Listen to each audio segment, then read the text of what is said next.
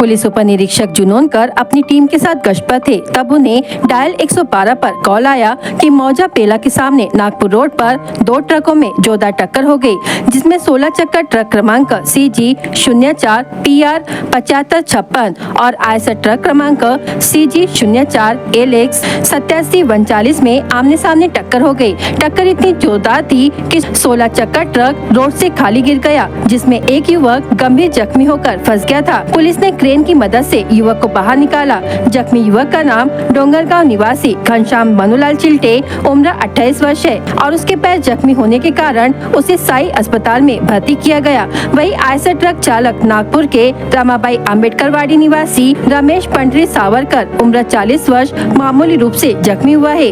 Police ने मामला दर्ज किया और यातायात को सुचारू रूप से शुरू करवाया और जख्मियों के परिवार को सूचना दी गई। उक्त कार्रवाई API Ashish Singh Thakur, PSI Nishant जुनूनकर, police हवलदार कृष्णा बोरकर, सुभाष हटवार, लिंगेश निम्बाते, निकेश भैसारे, बावनकर, ट्रैफिक हवलदार नीलेश नासिर ने की है। आगे की जांच पुलिस कर रही है।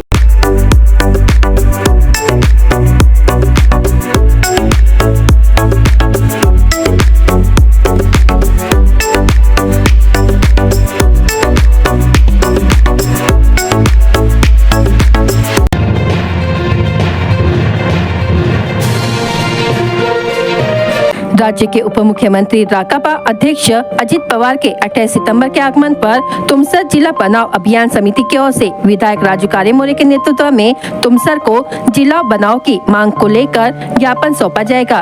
कहा गया है कि उप मुख्यमंत्री पवार के शहर आगमन पर तुमसर जिला बनाने संबंधित कुछ सकारात्मक घोषणा करने की संभावना है। वर्तमान स्थिति में यहाँ पर रोजगार के साधनों का अभाव है। क्षेत्र आदिवासी बहुल और बहुत ही पिछड़ा हुआ है। तुमसर जिला बनने से तुमसर क्षेत्र के विकास के द्वार खुलेंगे, आजू बाजू के गांव विकसित होंगे, चांदपुर सहित अन्य पर्यटन स्थलों का विकास होगा।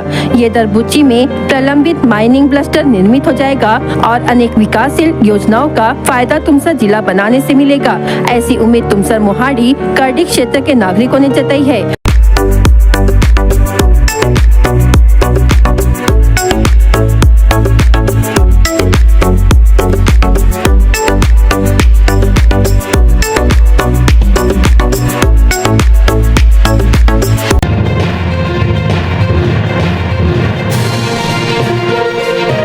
भंडारा शहर के लाइब्रेरी चौक में एक केला व्यापारी को बुरी तरह पिटाई का मामला सामने आया है, जिसे दबाने की कोशिश की जा रही है।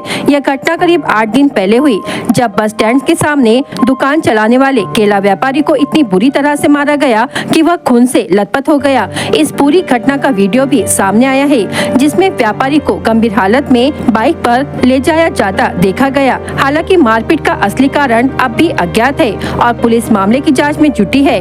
मारपीट वाले वीडियो में सुना जा सकता है कि व्यापारी पर बच्चों के अनैतिक शोषण का आरोप है, लेकिन यह बात अभी पूरी तरह से स्पष्ट नहीं हुई है। वीडियो में व्यापारी पर हमले की गंभीरता देखी जा सकती है, लेकिन इस हिंसक घटना के पीछे की वजह जानने के लिए पुलिस को पूरी जांच करनी होगी। शहर में इस तरह की घटनाओं के कारण भय का माहौल पैदा हो रहा है। अब सवाल ये है कि अगर व्यापारी ने वाकई कुछ गलत किया था तो उसे पुलिस के हवाले क्यों नहीं किया गया। मामले की गंभीरता को देखते हुए जिला बाल सुरक्षा समिति की निष्क्रियता भी सवालों के घेरे में है, क्योंकि अब तक इस विभाग से कोई ठोस कार्रवाई नहीं हुई है।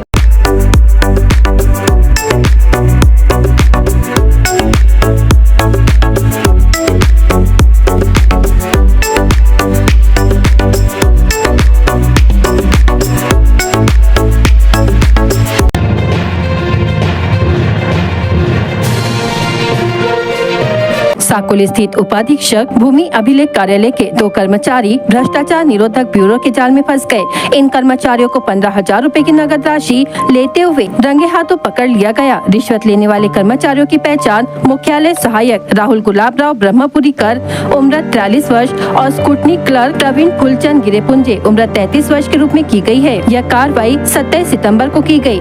65 वर्षीय शिकायतकर्ता के पास साकोली तहसील के जामली में भूमापन नंबर 377 में 0.51 हेक्टेयर खेत है। उक्त फार्म के आवासीय प्रयोजन के लिए डीपी की जरूरत है। नतीजतन उन्होंने 29 मार्च 2023 को नगर नियोजक भंडारा को आवेदन दिया।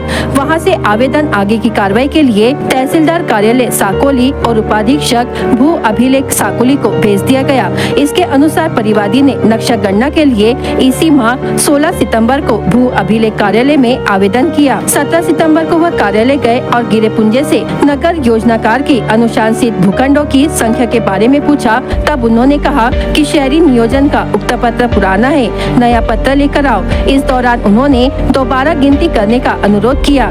प्रवीण गिरेपुंजे और राहुल ब्रह्मपुरीकर ने आपस में चर्चा की। पुराने पत्र की हिसाब करना, गिनती करने पर दोनों से 20,000 रूपए की मांग की गई। समझौते के बाद 15,000 रूपए लेने का निर्णय लिया। शुक्रवार को ट्रैप कार्रवाई के दौरान इन दोनों को 15,000 रूपए की रिश्वत लेते हुए रंगे हाथों पकड़ा गया। इस संबंध में साकोली थाने में भ्रष्टाचार निवारण अधिनियम के तहत मामला दर्ज किया गया है।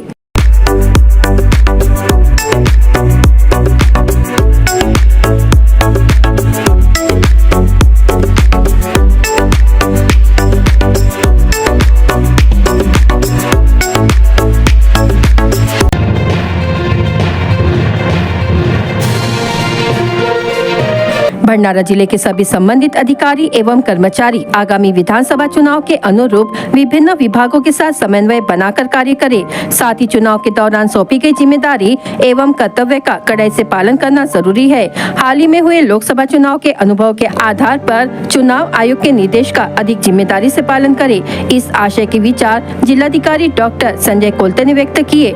भंडारा गोंदिया जिले के एक दिवसीय सामूहिक प्रशिक्षण हॉल में निर्वाचन विभाग की ओर से जिलाधिकारी कार्यालय के योजना कक्ष में आयोजित किया गया था। इस अवसर पर अपर जिलाधिकारी आशा पठान, उप जिला निर्वाचन अधिकारी प्रशांत पिसाल, जिले के सभी जोनल अधिकारी, नोडल अधिकारी एवं कर्मचारी उपस्थित थे। चुनाव आयोग की ओर से समय समय पर चुनाव को लेकर कई तरह के निर्देश दिए जाते रहते हैं। अगर किसी को इन निर्देशों को लेकर कोई संदेह है तो उसका समाधान चुनाव आयोग की वेबसाइट पर उपलब्ध कराया गया है। टेक्नोलॉजी में हो रहे बदलावों को ध्यान में रखते हुए चुनाव कार्य के संबंध में कोई भी गलती बर्दाश्त नहीं की जाएगी, ऐसा डॉक्टर इटानकर ने बताया है। उन्होंने कहा कि अगर कोई जानबूझकर गलती करेगा तो ऐसे व्यक्ति के खिलाफ कार्रवाई की जाएगी। उप जिला निर्वाचन अधिकारी प्रशांत पिसाल ने प्रशिक्षण का प्रस्तावित किया। यह प्रशिक्षण कुल 5 सत्रों में दिया गया।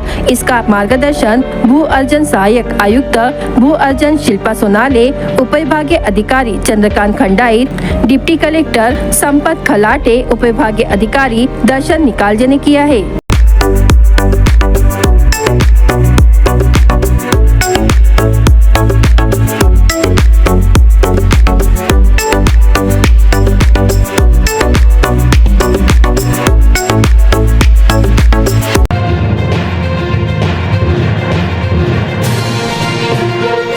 जंगली मशरूम जे बासच्या झाडाला लागतात त्यांना बास पेरू सुद्धा म्हटले जाते। याशिवाय एरुसात्या असेही याचे नाव आहे। सहसा जंगलात जास्त मिळणारे हे जंगली मशरूम स्वच्छ ठिकाणी उगवत नसले तरी याची मागणी मात्र जास्त असल्याचे दिसून आले। आदिवासी समाजातील लोक या जंगली मशरूमला जंगलातून आणतात आणि त्यातून त्यांना रोजगार निर्माण होतो। विशेष म्हणजे मटणाच्या दरापेक्षा कमी दर असल्याने मात्र मटणासारखा जवळपास स्वाद असल्याने या जंगली मशरूमची लोकांमध्ये फार पसंती आहे।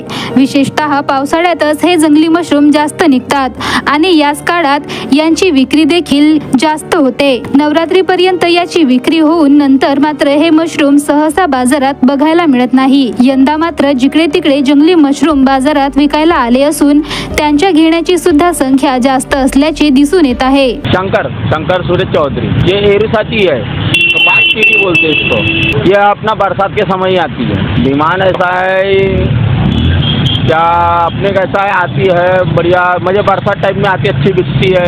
यह कैसा है कभी सस्ता कभी महंगा बिकता रहता है। अभी अपन 50 रुपये पाव बेच रहे हैं, नहीं तो 1.5 किलो 150 में आधा किलो बेचते थे।